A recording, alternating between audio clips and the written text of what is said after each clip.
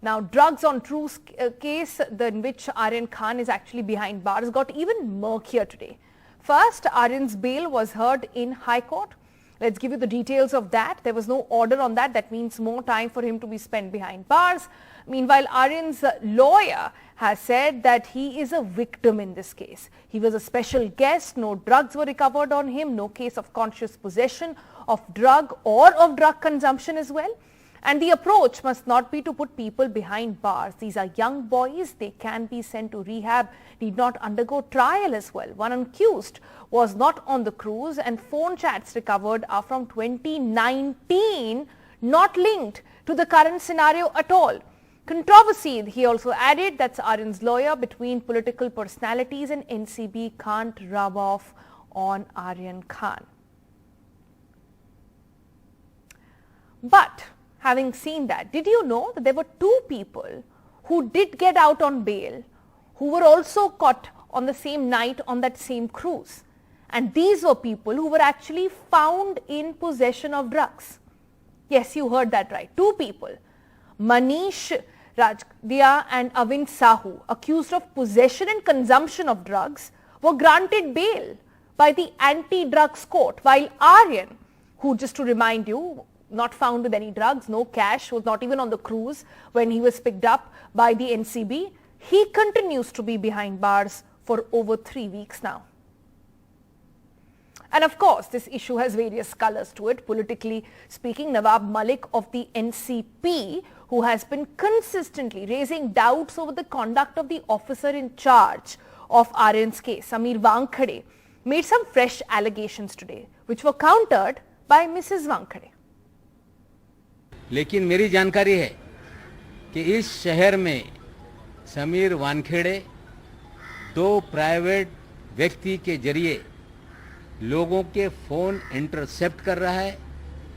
एक व्यक्ति जिसने इस संस्था का इस्तेमाल करके हजारों करोड़ रुपए की वसूली की। मेरा पति झूठा नहीं है तो क्यों हम लोग सहन करें? We are not going to take this. हम लोग क्यों जाए कोर्ट में? हम लोग क्यों जाए? आरोप तो वो लगा रहे हैं ना, आरोप वो लगा रहे हैं तो उनको जाना चाहिए कोर्ट में। मुझे ऐसा लगता है कि समीर जी के जॉब और उनकी काम करने की शैली से, क्योंकि वो ऑनेस्ट ऑफिसर है, उससे बहुत लोगों को अड़चन होती होगी, बहुत लोग चाहते कि वो कुर्सी से हट जाए। Moving on, the Central Bureau of Investigation has arrested a serving Indian Navy officer along with two retired officers linked to the leak of confidential information on the upgrade of the Indian Navy's Kilo-class submarines. Navy sources have confirmed that a probe is being headed by the Vice Marshal and Rear Admiral as well. And the serving officer who shared the classified information has the rank of a commander and is based in Mumbai. Other serving officers are also being questioned. More arrests may be possible in this case. It is unclear, however, whether the information has been passed on to foreign intelligence agencies. Let's take a look at the latest in the COVID cases now, and 12,428 fresh cases, which is the lowest in nearly 8 months, were reported today.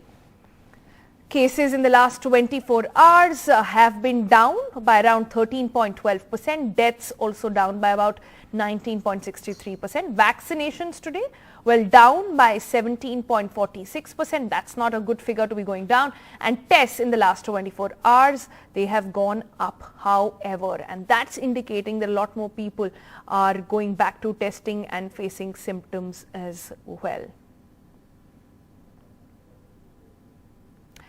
Meanwhile, did you get Covaxin here in the country? Well, big news coming your way as Bharat Biotech's Covaxin, India's first made-in-India COVID vaccine, could be looking for an approval from WHO very soon. It's been long waiting, and developed by government's top medical body, ICMR, the inactivated whole virus vaccine is now looking in for an approval finally from the WHO. It contains copies of the killed coronavirus, of course, to stimulate immune response. WHO has sat on this issue earlier as well. They wanted more documents, and we are told that detail has finally been provided, and soon we could be having a decision on that. Shifting focus to Madhya Pradesh now, where farmers in the state have been facing an acute fertilizer crisis amid a peak harvesting season. with patients running short, some of them even protesting now, while some others resorting to looting bags of fertilizers last week in Morena, home to the district of Union Agriculture Minister Narendra Singh Tomar.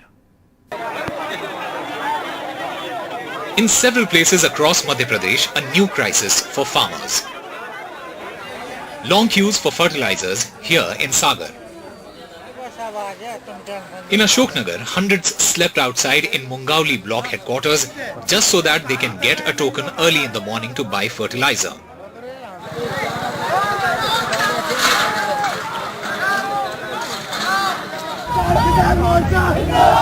Farmers also shouted slogans against the government demanding DAP, a commonly used fertilizer in several other districts.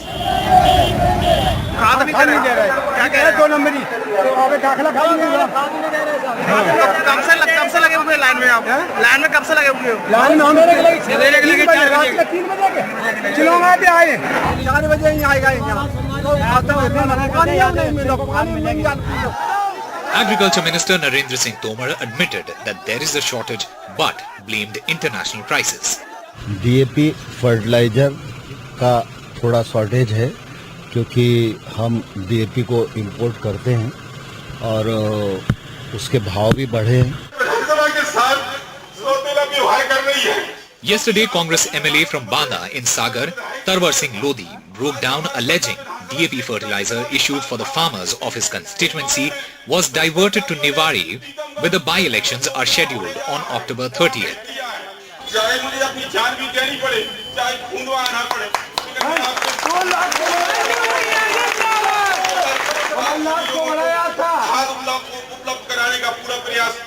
Shivraj आपके विश्वास को कभी नहीं टूटने देगा। Chief Minister Shivraj Singh Chauhan has directed the officers to inform farmers about alternatives, like manure and regular monitoring of available stocks. He also promised strict action against black marketing of fertilizers. As the crisis deepens, Madhya Pradesh government is preparing to invoke NSA and the farmers are blaming black marketing and hoarding of the fertilizer for the DAP crisis. In Bhopal, with camera person Rizwan Khan and Anurag Dwari for NDTV. Shifting our focus to Telangana now, where the Chief Minister KCR is not in the fray in the 30th October by-election in Huzurabad, and yet it is a prestige battle for him to quell any challenge to his leadership.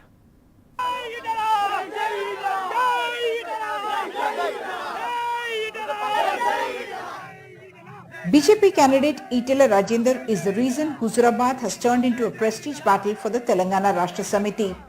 Four-time MLA Rajender joined the BJP after he was removed as Health Minister by Chief Minister K. Chandrasekhar Rao in May following allegations of land grabbing.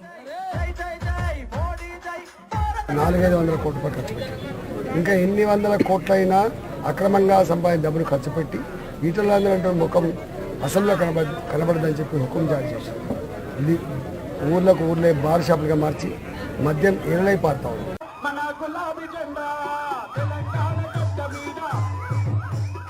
TRS candidate Gelu Srinivas Yadav is a student leader, not a political heavyweight. But Finance Minister Harish Rao, who is usually in charge of all prestigious electoral battles for the TRS, has been camping in Huzurabad to ensure KCR's image is not tainted because of the outcome here. ఒక్క chance మా గెల్లు సింగ్ ఇవ్వండి. గెల్లు సింగ్ సోపతికి నేను కూడా వస్తా. నెలకి sir మరి మీ ప్రేమ మాకు ఉండాలి, మీ ఆశీర్వాదం మాకు ఉండాలి. ఈ అబద్ధాల బీజేపీ మాటలు నమ్మకం దయచేసి. Congress Chief Revant Reddy and legislator Sitaka are among those who have campaigned for party candidate Venkat Balmur, who has been NSUI president in Telangana.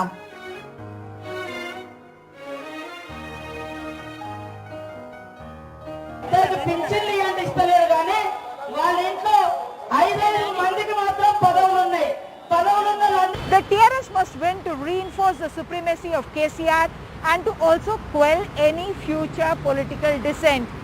For the BJP, a win would enthuse the party cadres to emerge as a realistic challenger to the TRS in 2023. Reports suggest a lot of money and liquor is flowing in Huzurabad. With camera person Nagaraju, Uma Sudhir, NDTV.